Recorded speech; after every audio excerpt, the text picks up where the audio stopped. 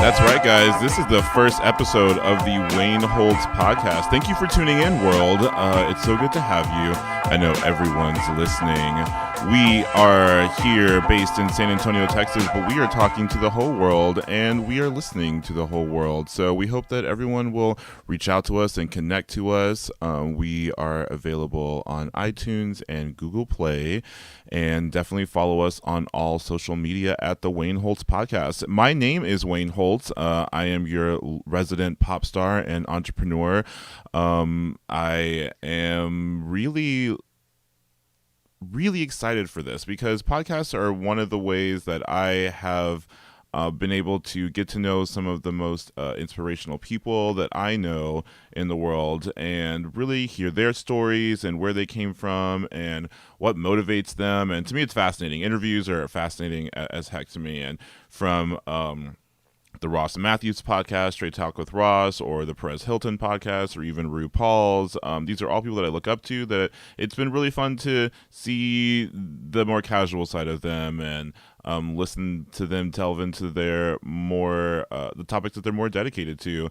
And because on podcasts you can do whatever you want, okay, and talk about whatever you want. And so I thought it was very fitting for my first podcast, the Wayne Holtz podcast, to bring in someone from a show that really inspired me. You know, I wasn't a part of a lot of clubs when I was younger, no sports or anything like that, and my neighborhood didn't have a lot of friends, though. In high school, I definitely had people, but it was interesting. Television, in a strange and a slightly psychotic way, was one of the things that raised me, and Big Brother for years has been one of my favorite shows I have ever watched. Now, if you guys don't know, everyone, a lot of people ask or say, I've never watched Big Brother, or what happens on that show?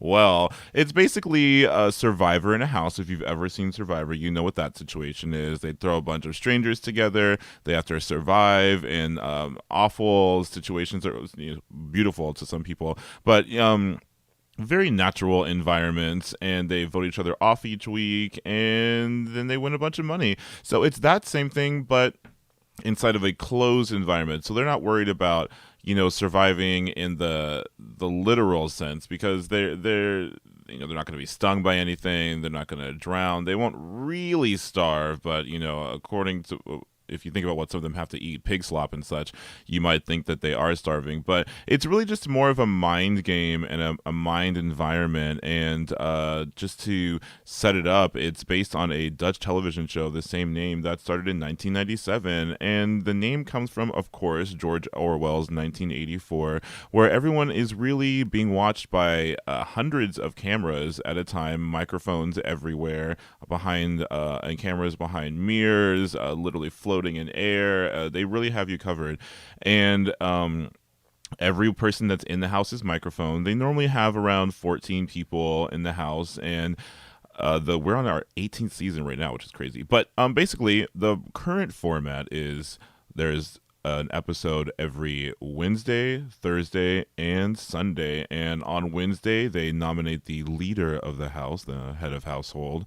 That person nominates two people the head of household competition is held, and you win this right to nominate two people that are up for elimination on Sunday. That's that episode. And then on Wednesdays, you get to compete for something called the power of veto, where whoever wins it can, if they choose, take someone off the nomination block.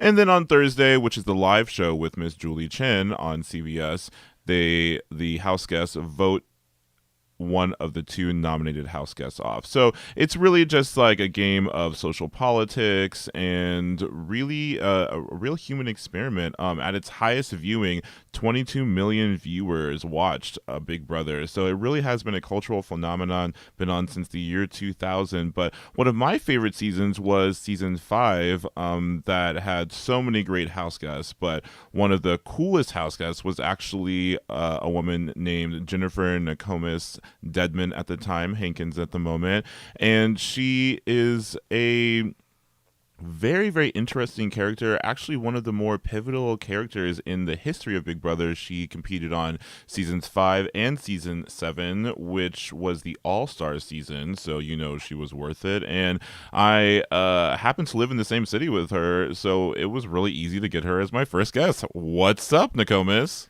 Hey, Wayne. How are you doing? Doing amazing. How are you? Fantastic. So excited to be here with you on my first The Wayne Holtz podcast day.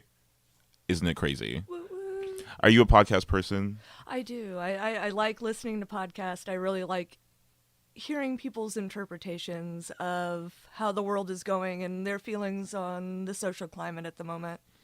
I love it. Yeah, because you really know what kind of conversations you'll get into in any conversation, but definitely here because there's a no holds bar. You can curse. You can talk about whatever body, extremities that you need to refer to. And so this is a free forum, so feel completely comfortable. And so I guess, let's just start where were you working when you decided that you wanted to be on Big Brother? How did that adventure start? So the adventure to get on to Big Brother was actually, I never personally applied for the show. They had contacted my father in correlation with the brother DNA twist. And my father's a Vietnam vet. He wanted no part of it. So they inquired if he had any children that were 21 years or older. And he said that he had a daughter, lived in San Antonio. She just turned 21, so they contacted me. At first, I thought that they were creeps, trying to get me to go to some weird audition for something nefarious. I mean, I've heard things, so. You never know these days. Yeah, truly. So I went to the audition. They were wonderful people. I met a couple of the producers, and they kept passing me through.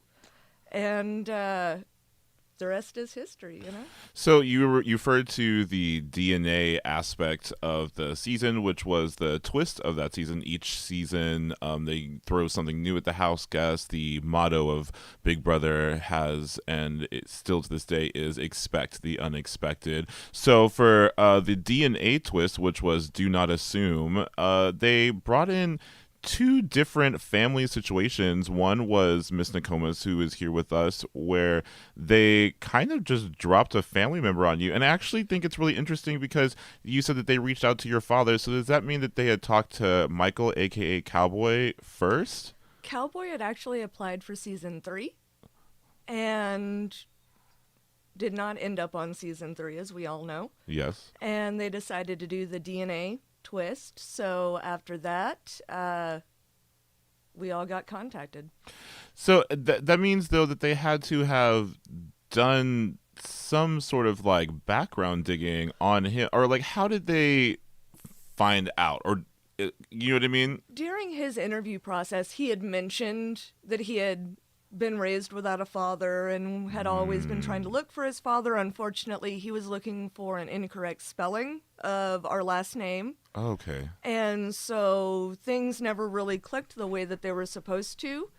And apparently CBS has some really good researchers on their staff. Listen, they know how to make a twist, because to me, I always wondered who put that together and where, you know what I mean? Mm-hmm. And so that's really, really cool and strange in a way, but kudos to them. The other DNA twist, by the way, was they had a set of twins, Audria and Natalie, mm-hmm. that were competing as one person. They would go into what is called the diary room, where it's a confessional where the producers prod the house guests about different things, and the house guests in general, without even prodding most of the time, will let go of their innermost thoughts, because out in the house, where they're constantly fighting for survival socially, they are not able to be honest most of the time. And so anyway, inside the diary room, the twins would go in, switch, and one would come out and spend about a week in the house or a few days, and then mm-hmm. go back in, and then the other one would come out, and that lasted for 5 weeks, I believe, or so, or maybe 4 or something like that. It was 5. And when that happened, which was their goal, without being eliminated, they were both released into the house.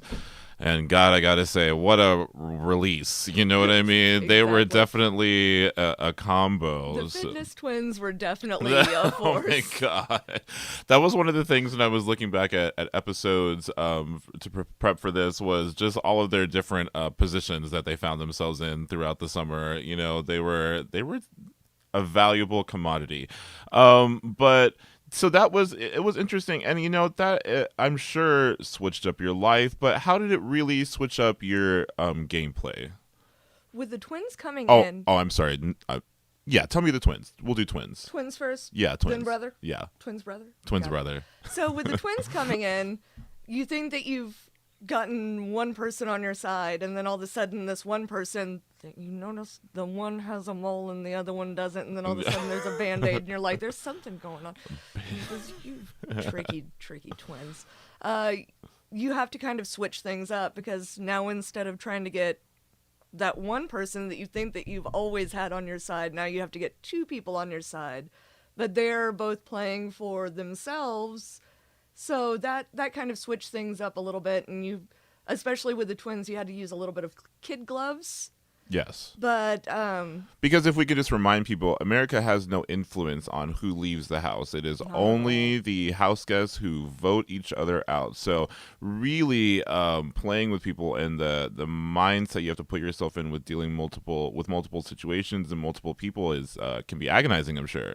well, and when the twins first came out as, hey, we're actually two people, Which is playing like as an one person, automatic alliance. which is an automatic alliance, and which automatically put a very large target on them. So one of the things that I did to try to get them on my side was explain to them, hey, it's cool. Now instead of one person, you're two people. That grows our alliance Yes. even further. So, even though knowing that they were, of course, in their own concrete, very ironclad alliance, more people in your corner definitely Is helps always in good. that game. Yeah, you definitely need the numbers. And so that's how that affected. And tell me how having a sudden brother in the game, half brother, really affected your mind game throughout the season. Because I'm sure maybe it was different at the beginning than it was towards the end and towards the very end. Yeah. So when everything kind of got dropped in our lap, it was, you can play it one of two ways, really. I could have been overly emotional, or I could have been the person that I am. And I chose the person that I am, that's very understanding, and I'm not super emotional. I'm not like, oh my goodness, I'm so excited to meet you, brother that I never knew was ever there. because as if I may remind people, the two house guests, Nakomis, Jennifer, and Cowboy, which was his nickname in the house, Michael, were just two strangers living in the Big Brother house, and through conversation discovered, Cowboy figured out that he and Jennifer shared a father. And after they, went through some context clues together and thought, maybe this is real, the producers of Big Brother called them into the diary room, gave them letters from their father, and revealed the secret. And so yeah, I'm like I said, I'm a very accepting person. I didn't. As weird as this sounds, it wasn't a huge thing to me. I've never had a brother. I've never thought of having a brother. yes. He's someone who is a complete and total polar opposite from myself. So, I was willing to kind of feel things through, but I'm not going to drop down onto the floor and start crying and screaming, rolling around. That's not who I am. Oh Lord, we found him. Oh my goodness, this is happening. I love it. That's not me. So, in fact, one of the other contestants, Marvin, came to me later and he was like, girl, I think that this is a setup. I think that you guys knew coming into the house that you had, family living in here. Yeah. And Because you can't put anything past people sometimes in that house. well, and his whole explanation for that is he was like, you were cool as the underside of the pillow. You seem like you already knew this. And my reaction to him was just, okay, I've never known about my brother. Never thought that I had a brother. Why am I going to get all worked up? I need to know the details. I can't talk to my parents. I can't talk to my father. I'm going to treat this like any other day until I can get all the information that I personally need to make a decision. And they gave you what, maybe 15 minutes or how long in between? Oh, geez, there was no time. It was, hey, here's your letters. Go out into the house. Let's go meet all the house guests, and you guys can break the news. Yeah, to America. And of course, Cowboy, who had been searching for his father his whole life, was crying and very emotional, and which I totally understand. Like, dude has lived without a father for forever. And all of a sudden, he's in a house with his sister. Yeah. Which is very emotional for him, but from someone that had been living with my father until the age of 11 when my parents got divorced and he moved to Tennessee. You know, I had known my father. My father was there. I knew what he looked like. This guy, no clue. I am the closest thing to his dad that he's been looking for his whole life, sitting right next to him. It's emotional. You know, okay, cool. And see, but then following that emotional part of it, how, you know, your emotions, I'm sure, played a part, and because you guys weren't always on the same side of the house as far as alliances and the way things went and where you wanted things to go, like literally not at all. Yeah. And so, did you kind of just like forget? Did you kind of just think like, you know, we'll deal with the family stuff after because right now this is a game? Exactly. When they do a twist like that, it's meant for you to get tripped up in it. And at that point, I was going for the gold. I wanted to get to the end. Unfortunately, it didn't work, but I wasn't going to let that get in my way. I was still there to play a game. Of course, we talked. We shared stories while we were there, but even though he said that we had an alliance, I knew that I was meeting this dude for the first time ever. I didn't know him from Adam, so I was just still rolling on with my plans that I had already come up with. And so they are, you know, they're doing these things to trip you up in the game and to get like an emotional reaction, and it's on television. But really, that plays into, I guess, what they do with almost anything that they do. So how is it with all of the cameras there following you and looking for that emotion? Not only, and not necessarily with the brother twist, but just in general, how are the producers with asking you about how you were feeling, or getting you to maybe say things or influence or not influence, or what do they do? Do they ask you questions? What is that like? Not to divulge too much, but yeah, feel free to not. You know, you go into the diary room and they basically ask you questions. It's a friendly conversation. It's actually a very exciting experience at some points because you get 10, 15 minutes away from the craziness that's going out into the house, and you get to talk to someone who's not stuck with you in a house for, in my case, 78 days. So yes. it's nice. You get to go in there and just kind of chat with them, and the conversation comes easily, maybe because it's like not necessarily Stockholm Syndrome, but something along those lines. Yes. Where, okay, you're going to get me away from the madness? Sure, we'll talk. I like to talk. Let's talk. I could be honest with you, and that's interesting. Was it? That's cool, because that's one of the things I always think. You know, the diary room is one of the places that some of the funniest moments happen.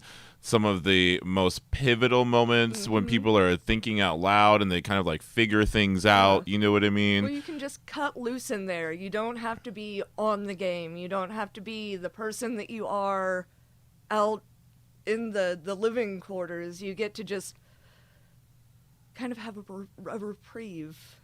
Yeah, because there is no privacy. And if I'm correct, and I might not even be correct really, but I just can't think, is the shitter the only place that there's not a camera? That is correct. And is there a rule where more than one person is not allowed to be in there at a time? Only one person at a time. I figured so, because I figured the sex would have been, if there's any place it's going to happen, because I've seen a few, you know, of course, over the years, there have been moments under the blankets, you know what I mean? My favorite was actually, well, I'm trying to think, we've had some, I know that Holly and Jace situation was the most, and then Drew and Diane, I'm sure, had a nice cuddle or two. And Marvin, did he ever get I don't think the so. twins? Marvin.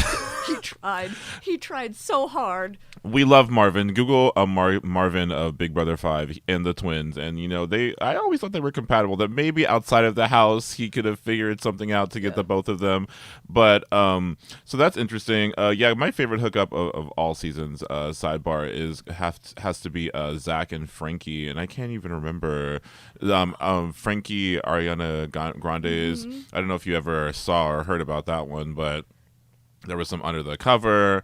Someone left with some stains on their shorts, and there was some action for sure. I really appreciate stuff like that as a homosexual. Of course, I love it. So, how was it? You know, well, okay. First of all,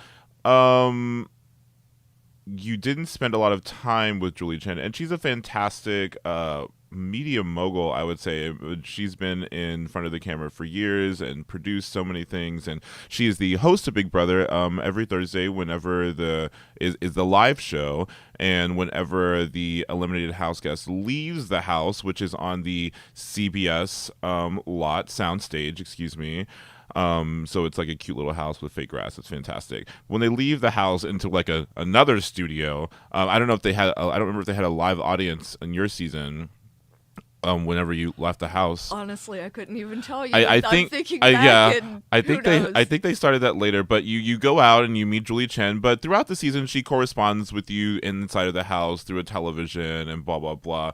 What are some fun or what do you think about Julie Chen? I think she is mesmerizing. She's amazing. Julie Chen, or the Chin Bot, yes, as people love to refer to her as, is great. She has an amazing sense of humor, and the thing that I like the most about her is her constant blocking. So as she's talking to you, she's looking stage right, she's looking stage left. She's very she's very prim and and she's got this. Yes. I love her, and she's fun. She joked around with me a little bit. I enjoyed the small amount of time that I got with her during the 2 post-game interviews. Yes, and no contact with her after that. No. Of course. And I wonder. That's cool though, because I really think that she provided some of the best comic relief in the entire series. Because I mean, even just the way that she doesn't really hold back. You know what I mean? She will call out the house guests in a second when they made a stupid move, or she's like, "Why the hell did you do that?" Yeah. You know, she is a fun lady. Are you guys really going to be together? Is this for real? What's so that's interesting. I hope one day, whenever I meet her, I'm definitely gonna pay her compliments on her interviewing capabilities. Mm-hmm. So if and it's cool because you were actually part of the. It was a historic season in many ways. It was the first season to have the power of veto. Mm-hmm. It was also the first season to have the spy screen in the head of household bedroom, which is where the whoever wins head of household every week, it's a new person every week that has the power to nominate 2 people, gets their own private bedroom with photographs from their family, whatever food they like, maybe a CD. And then starting in season 5 with Nakcomis, they were able to use a television to watch different cameras around the house to watch people, not listen, but only watch people. And you were actually the person that discovered that there was an envelope in Diane's drawer when she was the head of household, and it revealed from a painting that was in the room the screen, which was fantastic. You were also the first person to get head of household twice and 3 times, which was fantastic. You also, it was called the 6-finger plan at the time, but came up with the strategy to backdoor different house guests, which is really cool. That means you nominate 2 people with no intention of them going home, so that when you play the power of veto, whoever wins takes one of the nominees off the block. You put someone on the block that didn't have the chance to play for the veto, doesn't get the chance to save themselves, and is basically fucked. Mm-hmm. I love it, and it really has been one of the pivotal moves throughout the season. So, how are the Big Brother fans? Do they still stalk you? Do you get a reach out? How was it back then? Because I was a huge fan, and I don't even know what the media circuit was like for you guys, but oh my goodness, it was insane. So when you're locked in a house for 78 days, in my case, of course, yes, when you come out, people recognize you a lot, and it is very overwhelming because you've only been with these people for so long, and definitely got a lot of recognition in the beginning. And then when I came back to San Antonio and I worked at the Hard Rock Cafe, okay, I would say for the next 6 months at least, my job as a host was to speak to people about Big Brother. Big Brother, yeah. It was nothing but, hey, how are you doing? Let's take a picture. Let's do this. Let's do that. And I love it. It was intense. It was very intense. And I actually had to close down one Facebook account because it was so full of fans. And, you know, not saying that I don't love my fans. I love people that enjoyed watching me. I mean, I don't even like watching me. Like, so if you like watching me, more power to you. You're great. Hell yeah. But I had to close it down because it was just, I was trying to keep in contact with my family that lives far away, and it was just so many people on my feed. Actually, I still have lasting relationships with several of my friends that I've met through Facebook, and when I first got out, I would try to answer every single email that I got. Oh, that's so sweet. Which proved to be very impossible. I'm sure, especially after 2 seasons, and I have to say, I really do think you were a ultimate fan favorite, especially for your season. I can't really think of anyone that really rivals. You know what I mean? Like, you really, in my head, you're one of the few that really encompasses kind of the first 10 years, the beginning of the show, you know? So that's why I really wanted to have you. Eventually, I'm going to have Nick Uhas from season 15. Ooh. But he's kind of like really a twist after the show kind of went into a slightly different direction. Do you still watch? Do you ever participate?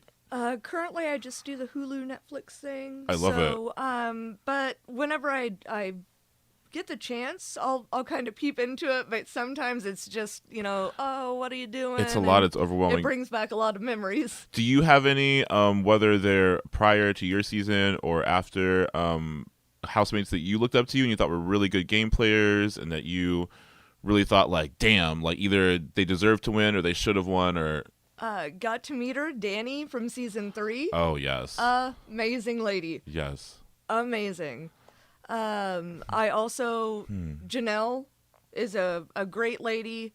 My buddy Diane. Yes, Diane. She was good. She was really good, and she kind of had her quiet way of playing it, but I liked it. Quiet, but not quiet, if that makes any sense. Yeah, it does. With Diane, it does. And then Karen, of course, she was my buddy. Oh, She Karen, was a yes, blonde, yes. yeah. With the hair. No, yes. Yeah. The artist. Super talented artist. I love it. That's so good. And yeah, Danielle, I've got to say, she was on All Stars also. She was. That's where I got the chance to meet her. She was so cutthroat and hilarious. And I have to say, she was one of the ones where I always looked forward to the diary room because you knew something was going to come. You know what I mean? Some sort of slap. She was like the Nene or the Phaedra for you Real Housewives fans before that kind of stuff because she just had that side sass that I couldn't handle. Was amazing. I loved her. That's so cool. And yeah, they're always randomly like hanging out, but you know the LA kids. I love it. So that's insane. And why did you go back for this? I mean, of course I know why you went back, but did they reach out to you? Did you like want to go back for the All-Star season? Did you kind of like hesitate about it after the original like rush of attention? Because it was 2 years later. There was a little bit of hesitation. They reached out to me, but of course it was going to be America's Choice. Oh, okay. And, that's right. You know, I went for it. I thought that it could be fun. You know, when you're not going to get the money if you don't play the game. Yes, exactly. So I went for it, and America voted me in, which was rad. Unfortunately, I only stayed 2 weeks because the other participants in the game were like, no, ma'am. no, ma'am. We know your games. We don't have time for you. Yeah, like they were so... That was such like a bumpy but powerful season. There were just so many mega heads, and I guess they're doing another All-Star season, which I'm sure will be crazy. But yeah, I really loved it. Even Howie, I mean, honestly, he's one of my favorite house guests, and Howie just gets down just because he's so rambunctious, let's just say. I really appreciated that crew. And like, one of the things about the Big Brother house is they have control over your food. You do have a staple, as you would say, and I don't know if you had a pantry or what your a walk-in pantry or what your situation was for food, but if you didn't win, they would have competitions every Sunday, or at least that's when it would air. And they would compete for food, and if they didn't get it for your season, for the first season, you would eat peanut butter and jelly all the time, which to me seems like I can handle it. Do you still get like butter and sugar and that stuff? Literally PB&J? PB&J and vitamins. And vitamins, okay, And vitamins. to keep you sustained. Yeah. And so I think I could like maybe handle that. But then when All-Star season comes around, that's when they decide to throw the ball out the window. And if you don't win your food competitions, you eat pig slop. So I don't remember, did you ever have to taste it? I did in the All-Stars. We did have to do the slop, and it was horrible. It was like a grain mash. Yes. And it was just...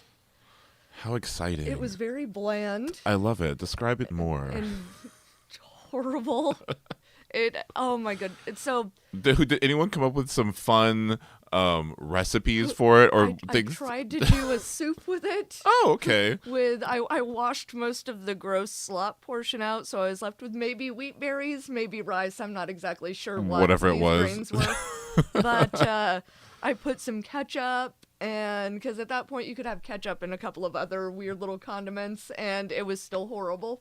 It was I don't think that I ate much that week. It was sad. I mean, I'm always about getting or any ways to lose weight. So maybe I'm going to try the slop diet. You just won't want to eat. I'm sure that hashtag Big Brother slop, hashtag Big Brother diet. I'm all about it. And then during the time there, I had literally can't even count, but how many times did you dye your hair? Like when you were, and did they allow you that hair dye, or did you bring it in? I brought it in with me. Okay. I was actually told by the producers, like, hey, calm down. You gotta give us some time in between the colors. But because they have to like slice things together, or... Well, and when they were trying to go back, it wouldn't look like it was a true statement, because now I have green hair and a mohawk, and back then I had purple hair and it wasn't a mohawk. So I would change my hair about once a week, if not once every 2 weeks. That's so fantastic. And you said you were in there for 78 days on the CBS soundstage in Los Angeles, California. Once again, we're talking to Nakcomis, who was on 2 seasons of Big Brother on CBS. That's crazy. 78 days of confinement. Did you get no phone calls? No phone calls. You got a letter or two, of course, the dramatic letters, and I'm sure you got a nice letter or two when you were in the HOH. So when you got out, what was really what were you looking forward to most? Sleep in your own bed? Sleep in my own bed, but just being away from people. Because I'm a pretty solitary person. I like my alone time. I like quiet time. I'm not a huge fan of roommates. Yes. So 13 roommates is dramatic, and I'm sure like the cleaning, the smell in there. Did they? Because see, if you guys don't know, the Big Brother house, they don't send in cleaners. No. There's no people to deliver the food to you. Whenever something happens in the house, the house guests are locked in the backyard, and then a giant metal sliding door shuts down over the house, and they can't see what's going on. So they come in, and then things are happening, but they don't clean. No, they do not. So I'm sure the smells are fantastic, including from, I remember you telling me once before, Marvin's beautiful, sexy chocolate feet. Oh my goodness. Loved it. Oh my goodness! Everybody in the house, like he would go to take off his shoes, and people would leave the room. I love you, Marvin. We love you, Marvin. Your feet, man. Marvin, Big Brother legend. I mean, no one survived like Marvin that season. I think he was up 5 times total, and then after 4 times he got HOH the week after. It was like, well, niggas, I got it this time, blah blah blah, which was fantastic. I loved it, and he really gave it the 1-2. Yeah, I love it. So okay, yeah, it's crazy. In the house we've had so far, let's see, 235 house guests, which is insane, and they are renewed through the next 2 seasons. So, and they started an online season apparently that is airing right now that is exclusive to CBS viewers. I think they have a special package that you have to buy. So, Julie Chen and all of you, I love it, you executive producers. You better get the most. So how has life been in the last, so you're here in San Antonio with me, and you talk about the people really recognizing you. I remember the first time we met, I was sitting on a couch in one of my old jobs, and you walked in through the door, and I swear I maybe saw like your nose or something, and I jumped to my feet. Nakcomus. I mean, it's a very distinct nose, sir. I mean, it's all you need is the nose. I literally, and I really loved it. I thought, oh, of course, I forgot that she lived here. So San Antonio life, I know you've been working on art, and you're all over the place. So how is your art going? How are you doing here? It's kind of slowed down a little bit, but I work on it when I can. Just started a new job, so that's taking a lot of my time. But Yes, I love it. I was working real hard in the art show scene for a little while, and she was producing a lot, guys, and there's definitely some. I'm gonna post some of her artwork up on our Instagram, the Wayne Holtz podcast. So follow us at the Wayne Holtz podcast if you want to see some of Nakcomis's art. But how would you describe your art? kind of, I would say definitely illustration, but with a slight touch of surreal to it. Several of them are just straight illustrations as of lately. And then I've been doing the sculptural metal flowers. Oh yes, as of lately. Those are beautiful. And I always think it would be really interesting to do like a giant metal flower. You know what I mean? And really just like bang it out there. Give me like a lawn ornament. You know what I mean? I've been wanting to get into welding, so if anyone out there wants to teach Nakcomis how to weld, just hit a girl up.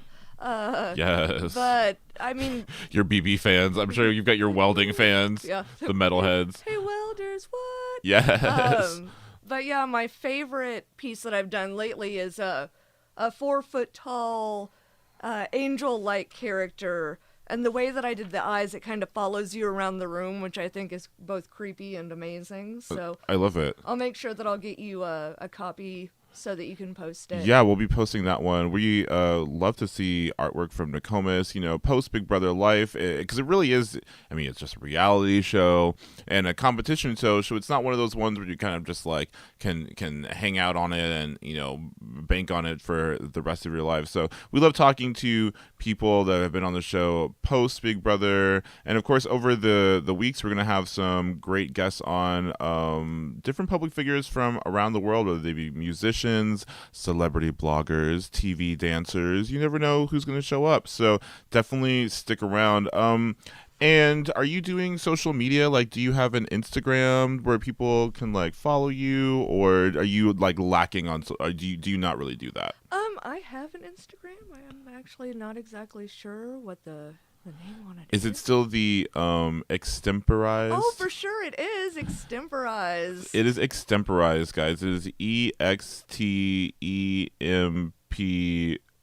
ORIZED. Yeah, there you go. You can find it extemporized. We love it. So if you can keep up with Nakcomis. I know we have a lot of your fans out there that are listening, that are going to be listening from around the world. So what do you have like hot topics in your head as far as anything funny, celebrity wise that you're following? Or I know the election has been such a trying time for everybody, no matter what side you're on. It's very stressful. So what do you use to get away from that, to relax and find your zen? As of lately, I've been watching a lot of the Golden Girls. Oh, okay. Gotta love the girls. We love a Golden. Yeah. I love it. The Golden, and who is your favorite Golden Girl? If you had to pick your Golden Girl. Sophia. Oh my goodness. She really is the queen, which is what I appreciate. And it's funny how they just had like they were dramatically popular when they were on the air, and it was in the originals, and now with syndication, it's obnoxious, like the media, or memorabilia, excuse me, obnoxious in the best way. I love that people are really just like finding it, or that they're finding a new audience, and an even younger audience. Like, shout out Golden Girls. I know. And it's not just Betty White. There were 5 of them. True. And, rest in peace. But oh my goodness, it's such a funny show. Oh my god. Okay. So we love television, blah blah blah. I love it. What are you jamming to? What are your sounds? As of lately, on the way over here, I was listening to blues. Okay. It's a cloudy day. It's one of those blues kind of days. Just downloaded off of Amazon, Angola Prison Blues that was recorded back in the 40s, I believe, I love that. in a prison in Louisiana. True heartfelt music. Basically, I mean, I'm like, you can relate to because you were in a prison in the Big Brother house. it's fitting. I didn't even think of it that way, but it's very fitting. Bluesy, because in the Big Brother house, because you're not allowed to have music in there Unless you're HOH. unless you're HOH. That's right. You have your little CD player and which I your had. headphones. Modest Mouse and the Flaming Lips. Oh, that is perfect. And I can't remember the third one. 9 Inch Nails. That's what it Okay, was. that's a good collection. Yeah. And were you able to request that music, or they kind of like beforehand, like you have a list or whatever? Yeah, a you're little just questionnaire, like, hey, what's your favorite what's your, music? what can we treat you with? I Yeah. love it. Did anyone? Because I figure like if I were in the house, I would like literally just be like singing and dancing myself, but I figured they would like get mad at that. You cannot. You can't Due to- sing. Due to copyright laws, regardless if it's your own song or not, you are not allowed to sing in the house. You're not allowed to hum in the house. Yeah. No humming? It's a music-free environment. Wait, so literally, if you hum, the little announcer guy Be says, like, stop that, "Nakomis, please stop humming." basically. I loved him. Now, do you know who that gentleman's voice is? I got to meet him after the show. Oh my God. During the rap party, and I think his name was Don. I'm sorry, I don't remember your name.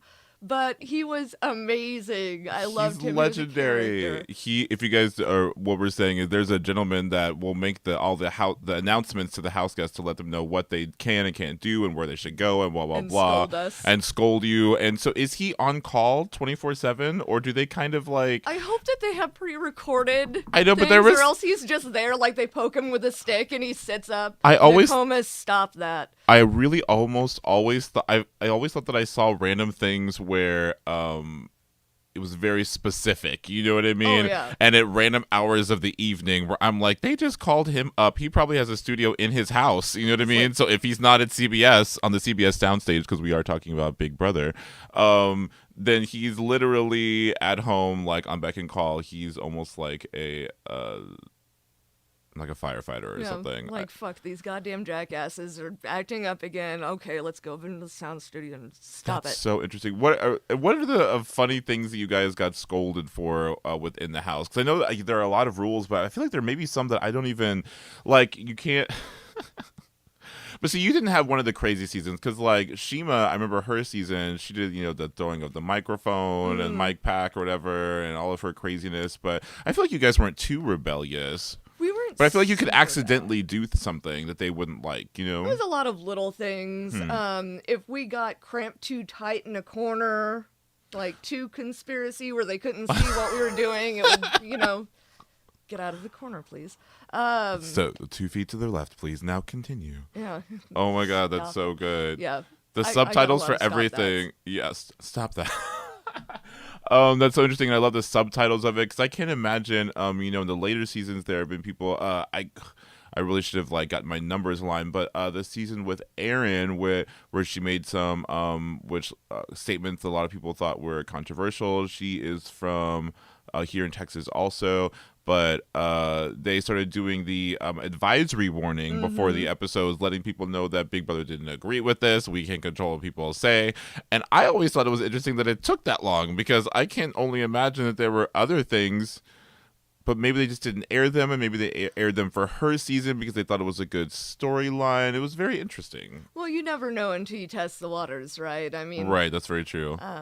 yeah, and there's fun little snippets like when I went into our season, you're not allowed to take any copywritten shirts into Okay. the house. So I personally made a lot of my shirts that I brought into the house, and one of them was the fish logo, so a little cross-tailed fish. that had Albert in the center of it. Okay. Just to kind of push the envelope, because Albert Fish is a serial killer, and I Yes. wanted to see what I could get away with.